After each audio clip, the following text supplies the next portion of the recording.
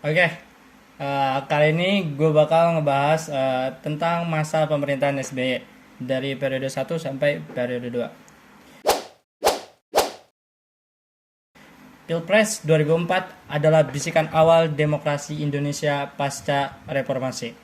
Untuk pertama kalinya, rakyat memilih presiden dan wakil presidennya secara langsung. Sejarah mencatat Susilo Bambang Yudhoyono atau SBY, presiden pertama yang dipilih langsung oleh rakyat. SBY menjadi presiden ke-6, menggantikan Megawati Soekarno Putri. Pelantikan SBY dilakukan di gedung MPR DPR, Jakarta, Selasa 20 Oktober 2004. SBY membacakan sumpah hadapan seluruh anggota MPR dan siap memimpin Indonesia selama 5 tahun dari periode 2004 sampai 2009. Pelantikan Presiden SBY terlihat istimewa karena dihadiri langsung 5 kepala negara tetangga. Mereka adalah Perdana Menteri Australia John Howard, Sultan Brunei Darussalam Hassanal Bolkiah, Perdana Menteri Malaysia Abdullah Ahmad Badawi, Perdana Menteri Singapura Lee Hsien Loong, dan juga Perdana Menteri Timor Leste Mari Alkatiri. Sayangnya, Presiden dan Wapres sebelum SBY dan JK, Megawati Soekarno Putri dan Hamzah Haz yang ditunggu-tunggu kehadirannya ternyata tidak hadir. Namun tampak Taufik Kimas, suami Megawati, Guru Soekarno Putro, mantan Wapres Sudarmono, mantan Wapres Tri Sutrisno hadir dalam pelantikan. Itu serius Megawati nggak datang? Kenapa? Ya tahu, baper kali. Selanjutnya, masa periode keduanya SBY. SBY kembali maju saat Pilpres 2009 dan terpilih kembali menjadi presiden untuk kedua kalinya pada periode 2009 sampai 2014. Kembali dilantik menjadi presiden di gedung MPR dan DPR. 2 kali dilantik menjadi presiden menyisakan kisah tersendiri. Jika pada periode pertama, pelantikan presiden SBY tahun 2004 berjalan mulus, berbeda dengan pelantikan yang kedua pada 20 Oktober 2009. Pada pelantikan kedua, terjadi beberapa kesalahan yang dilakukan oleh Ketua MPR kala itu, Taufik Kimas. Saat acara pelantikan, Taufik Kimas salah menyebut gelar yang melekat pada nama Presiden Susilo Bambang Yudhoyono. Kala itu, Taufik menyebutkan gelar doktor menjadi dokter. Bapak dokter? Dokter Susilo Bambang Yudhoyono, kata Taufik yang langsung diralat pengucapannya. Kesalahan Taufik bukan hanya saat menyebutkan gelar doktor menjadi dokter.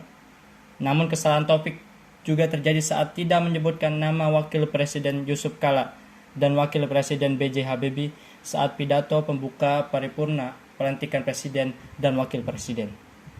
Selama menjabat 2 periode, era SBY terkenal lancar dalam setiap pergantian tahunnya.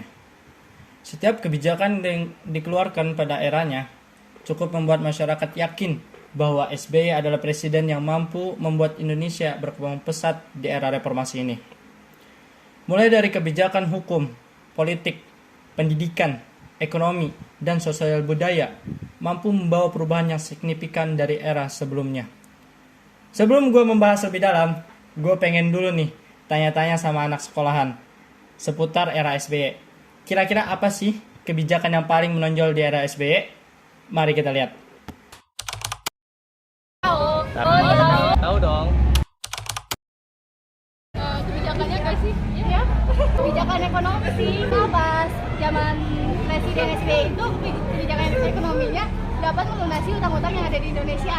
BBM sih, kalau waktu itu BBM kayak naik drastis banget di era itu. Woi, berisik! Di zaman SBY Indonesia banyak melakukan kerjasama dengan negara lain. Benar. Bisa kita lihat ternyata kebijakan ekonomi yang merupakan paling menonjol di era SBY. Terbukti SBY mampu menjalin kerjasama yang baik dengan berbagai negara maju di dunia. Contohnya mulai dari Amerika Serikat, Inggris, Jepang, dan masih banyak lagi. Dan sampai pada tahun 2006, SBY mampu melunasi hutang kepada Bank Dunia atau IMF.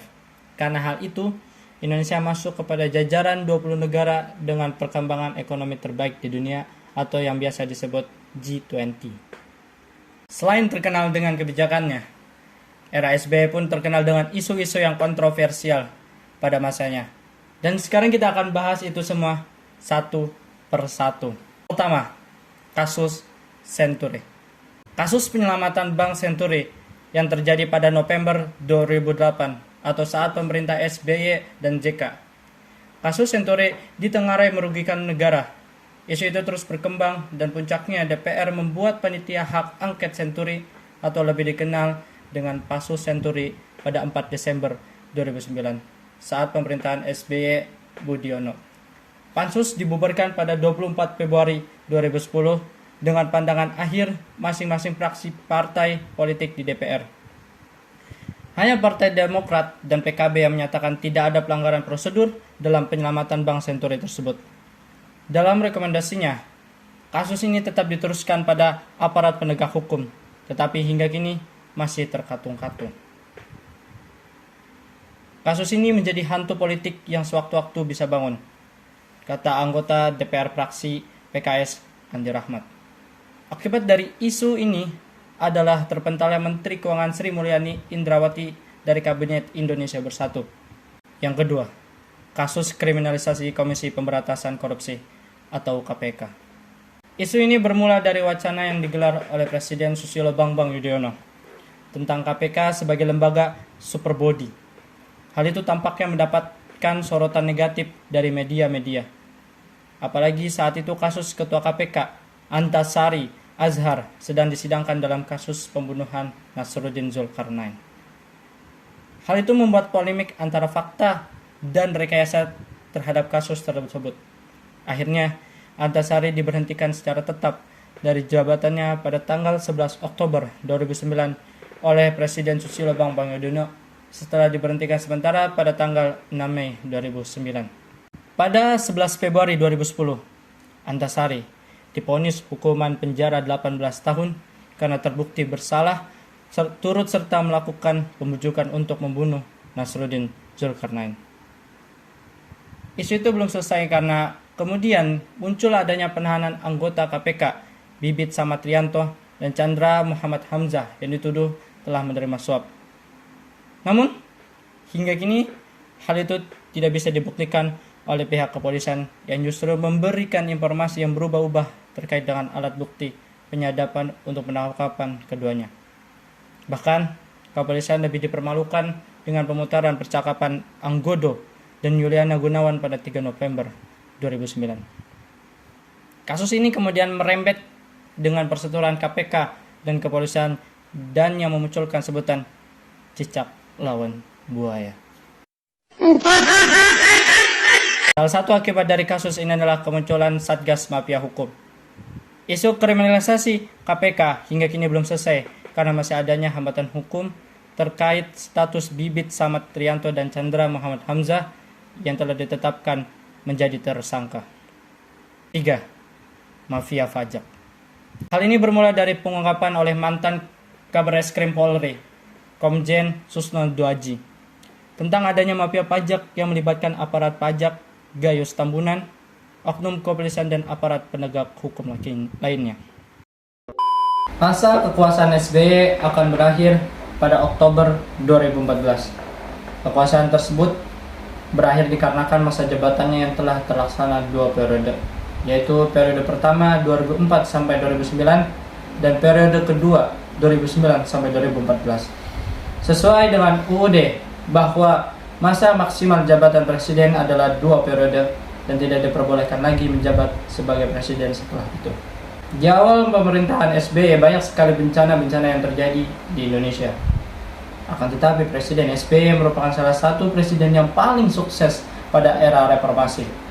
Kesuksesannya tidak hanya dilihat dan dirasakan oleh masyarakat luas, seperti kenaikan anggaran untuk pendidikan, lunasnya utang IMF, adanya BLT, cukup kondusif politik dalam negeri dan luar negeri, pertumbuhan ekonomi meningkat, dan lain-lain.